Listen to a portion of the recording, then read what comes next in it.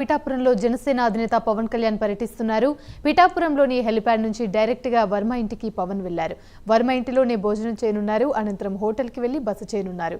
సాయంత్రం పురోహితిక అమ్మవారి దర్శనం చేసుకుని వారాహి వాహనానికి పూజలు నిర్వహించనున్నారు. ఇక తర్వాత చేబ్రోలు బహిరంగ సభలో పాల్గొంటారు.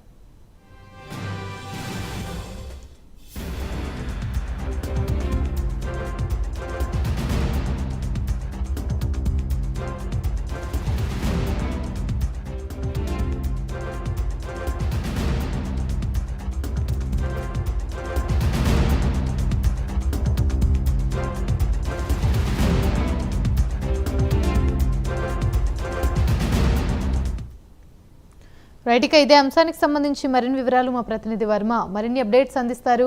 వర్మ, చెప్పండి.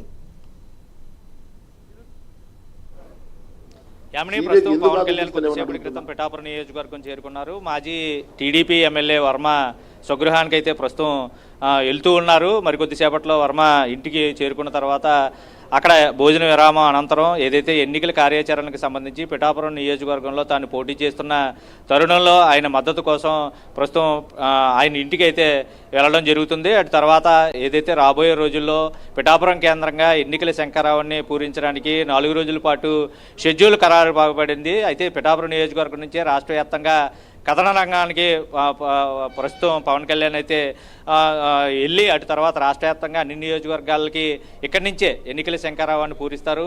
అయితే ఆయన రాకతో ఎంతో ఉత్కంఠగా ఎదురు చూస్తున్నటువంటి నియోజకవర్గ ప్రజలైతేనో జనసేన నేతలు ముఖ్యంగా చాలా ఆతృతతో ఎంతో ఈ రోజు వరకు వెయిట్ చేశారు. ఆయన వచ్చే సమయం కూడా ఆసన్నమైంది. ఆయన రానే వచ్చారు. పూర్తిగా కూడా నియోజకవర్గంలో కొంత జోష్ వాతావరణం కూడా నెలకొంది. ఈరోజు సాయంత్రం బహిరంగ సభ కూడా సాయంత్రం ఏదైతే చేబ్రోలు గ్రామంలోని రామాలయం సెంటర్ వద్ద కూడా ఏర్పాటు చేయడం జరిగింది. ఆ సభ వేదిక ద్వారా పవన్ కళ్యాణ్ కీలకమైన ప్రసంగం కూడా చేయనున్నారు. రాష్ట్ర వ్యాప్తంగా ఏదైతే జనసేన అభ్యర్థులు పోటీ చేస్తున్నారో ఆ అభ్యర్థులకి, అలాగే రాష్ట్ర వ్యాప్తంగా పొత్తులో భాగంగా ఏదైతే టీడీపీ బీజేపీ శ్రేణులకు కూడా ఇక్కడి నుంచే ఆయన దిశానిర్దేశం చేయనున్నారు.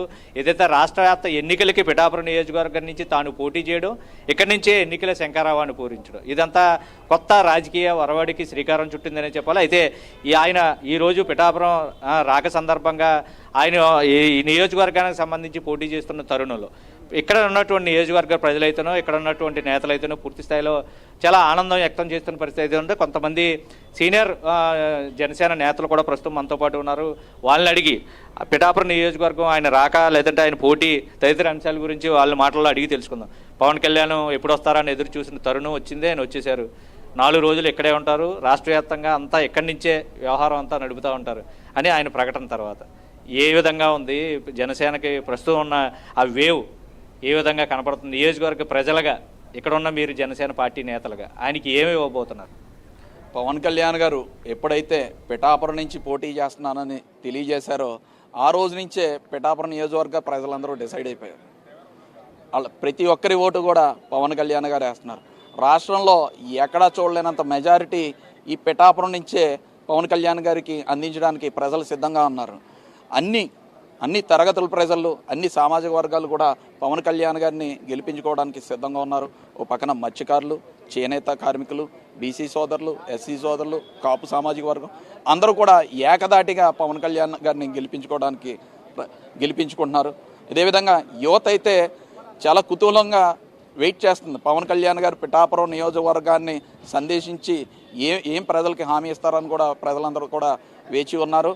పిఠాపురం నియోజకవర్గానికి బంగారు భవిష్యత్తు వస్తుందని చెప్పి ప్రజలందరూ కూడా చాలా నమ్మకంగా ఎదురు చూస్తున్నారు. అదేవిధంగా కూడా పవన్ కళ్యాణ్ గారు రాకతోనే పిఠాపురంలో ప్రజలందరూ కూడా చాలా ఆనందంగా బాణసంచాలు కలుపుకున్నారు. ఇప్పుడే పవన్ కళ్యాణ్ గారు సాయంత్రం ఏదైతే సభ ఉందో ఆ సభకి భారీ ఎత్తున ప్రజలు తరలి వస్తున్నారు. ముఖ్యంగా యువత, మహిళలు, అన్ని సామాజిక వర్గ ప్రజలు కూడా పవన్ కళ్యాణ్ గారికి సభకి పెద్ద ఎత్తున హాజరవుతున్నారు సాయంత్రం.